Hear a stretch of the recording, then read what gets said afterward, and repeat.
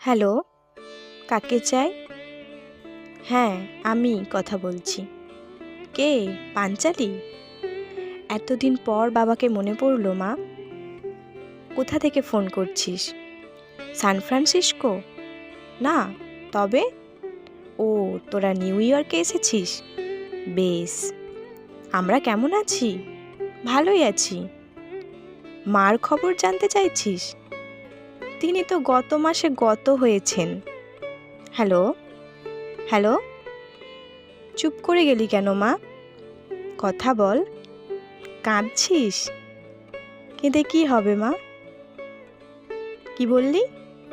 একটাও খবর দিইনি কেন? তোর মা আমাকে মানা করেছিলেন যে তোদের সুখে ব্যাঘাত ঘটাতে চাননি।